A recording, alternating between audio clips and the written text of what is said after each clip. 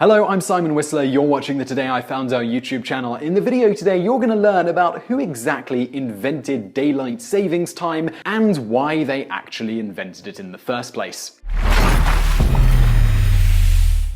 Ben Franklin and daylight saving time. While Ben Franklin is often given credit for being the first to come up with an idea that was something like daylight saving time, in fact, his proposal was written as a joke. In a comedic letter he wrote, an Economical Project, published in 1784, to the authors of the Journal of Paris, Franklin mentions something like daylight saving time. Although instead of changing clocks, he suggests ringing church bells and firing cannons, among other things, as the sun rises to maximize the amount of time people would be awake during times when the sun is providing free light.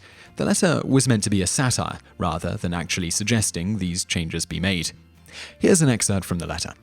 You often entertain us with accounts of new discoveries. Permit me to communicate to the public through your paper one that has lately been made by myself, and which I conceive may be of great utility.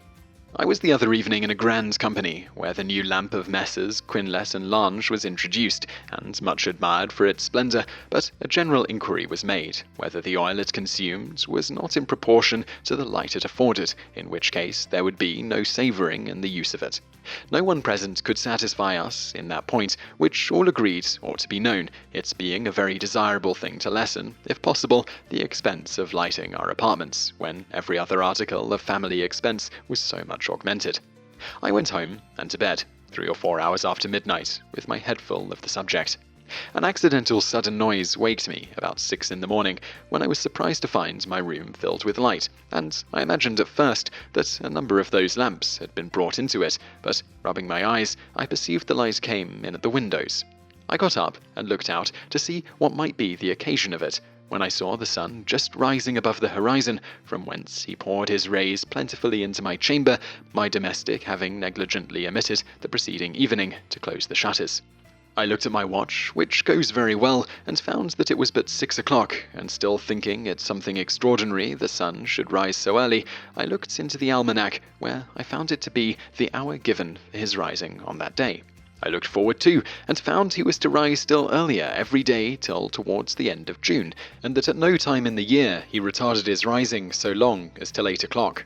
Your readers, who, with me, have never seen any signs of sunshine before noon, and seldom regard the astronomical part of the almanac, will be as much astonished as I was when they hear of his rising so early, and especially when I assure them that he gives light as soon as he arises.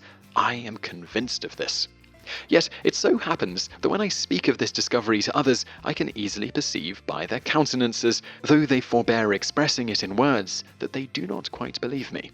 One indeed, who is a learned natural philosopher, has assured me that I must certainly be mistaken as to the circumstances of the light coming into my room, for it being well known, as he says, that there could be no light abroad at that hour. It follows that none could enter from without, and that of consequence, my windows being accidentally left open, instead of letting in the light, had only served to let out the darkness.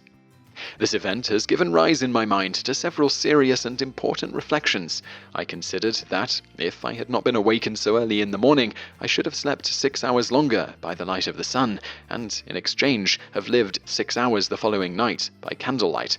And, the latter being a much more expensive light than the former, my love of economy induced me to muster up what little arithmetic I was master of, and make some calculations which I shall give you after observing that utility is, in my opinion, the test of value in matters of invention, and that a discovery which can be applied to no use, or is not good for something, is good for nothing.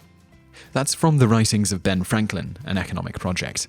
He then goes on to estimate that a total of about £64 million of wax would be saved in Paris alone over a 6-month period, starting in spring, if people woke up when the sun came up.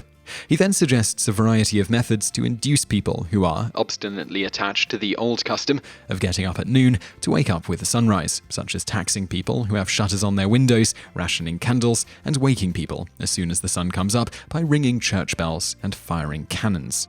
Although it's quite clear he's joking around in this letter, Franklin was known for putting more subtle jokes in many of his other papers that only the most astute would spot. He was so famous for this that, according to Ormond Seavey, editor of Oxford's edition of Ben Franklin's autobiography, when they were deciding who should write the Declaration of Independence, they partially chose Jefferson over the significantly more qualified and respected Franklin, as some feared Franklin would embed subtle humor and satire in it that wouldn't be recognized until it was too late to change.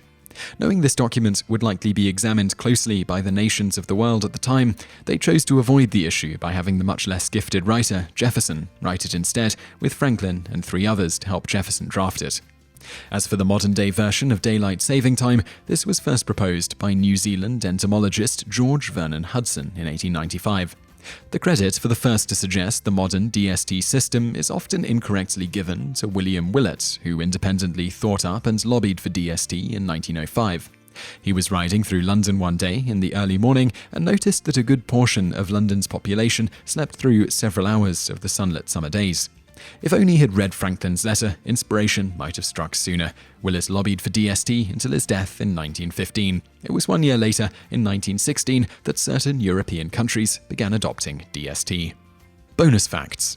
Daylight saving time once single-handedly thwarted a terrorist attack, causing the would-be terrorists to blow up themselves instead of other people. What happened was, in September 1999, the West Bank was on daylight saving time, while Israel was on standard time. West Bank terrorists prepared bombs on set timers and smuggled them to their associates in Israel. As a result, the bombs exploded 1 hour sooner than the terrorists in Israel thought they would, resulting in 3 terrorists dying instead of the 2 busloads of people who were the intended targets. Bonus fact 2. In March 2007, an honor student in Pennsylvania was accused of threatening his school with a bomb. It was later found out that he had actually called an automated school phone line to get information about class schedules. Someone else made the bomb threat exactly an hour later, but due to DST, the time seemed to match up to when the honor student called. Bonus fact 3. Daylight saving time once got a man out of being drafted for the Vietnam War. When drafted, he argued that standard time, not daylight saving time, was the official time for recording births in his state of Delaware at the time of his birth. Thus, he was actually born the previous day using standard time, so he should have had a higher draft lottery number. The defense worked, and he didn't have to go to war. So I really hope you liked that video, and if you did like it, click like below and leave us a comment to let us know what you think. And also check out a couple of our other videos, which are linked to on the screen now, and don't forget to subscribe for brand new videos every day. Thanks for watching.